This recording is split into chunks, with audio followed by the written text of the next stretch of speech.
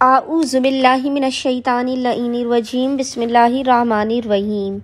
السلام علیکم یا علی مدد۔ مومنین و مومنات کی خدمت میں آج ایک بے انتہا مجرب ترین وظیفہ عمل شب جمعہ میں کیا جانے والا بے انتہا مجرب و جلالی ترین وظیفہ عمل سید الشہداء ابا عبداللہ الحسین علیہ السلام کی بارگاہ سے لے کر آئے ہیں۔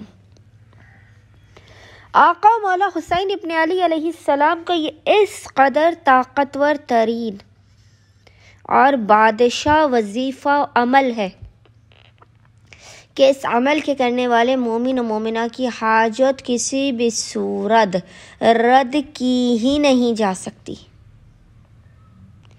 زندگی کی بڑی سے بڑی مشکل اور پریشانی سے نکلنے کے لیے، اپنی زندگی میں راحت و سکون اطمینان کے لیے، رحمت الہی کی بارش کے لیے، اپنے ہر بند دروازوں کو کھولنے کے لیے، مقدر اور نصیب و بخت کے ستارے کو سورج سے زیادہ روشن اور چمکدار کرنے کے لیے،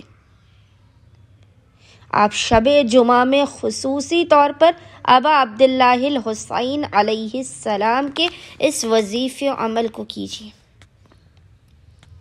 شب جمعہ میں تاریک شب میں اس عمل کو کرنے کے علاوہ بھی مومنین جب بھی چاہیں شدید مصیبت و پریشانی میں کسی بھی دن اور کسی بھی وقت آپ اس وظیفے عمل کو کر سکتے ہیں۔ آپ کے مقام سے بلند ہونے سے پہلے آپ کے ہر فیصلے کو آپ کے حق میں کروانے والا یہ مجرب ترین ابا عبداللہ الحسین کا وظیفہ عمل ہے۔ آسمان کے ہر بند دروازوں کو، ہر بند تالوں کو آپ کے لیے کھول دیا جائے گا۔ آپ کی ہزاروں حاجات فوراً کے فوراً قبول و مقبول ہوں گی۔ کتنی ہی بڑی مشکل یا حاجت ہو، منٹوں میں وہ حل کر دی جائے گی۔ رزق، مکان، کاروبار، گاڑی، اولاد، رشتہ، کوئی بھی جائز ترین حاجت ہو، وہ کبھی بھی رد نہیں ہوگی۔ بس مومنین نے اپنی بگڑیوں کو بنانے کے لیے اور اپنی زندگی میں سکون کے لیے، اپنے ناممکن ترین کاموں کے بننے کے لیے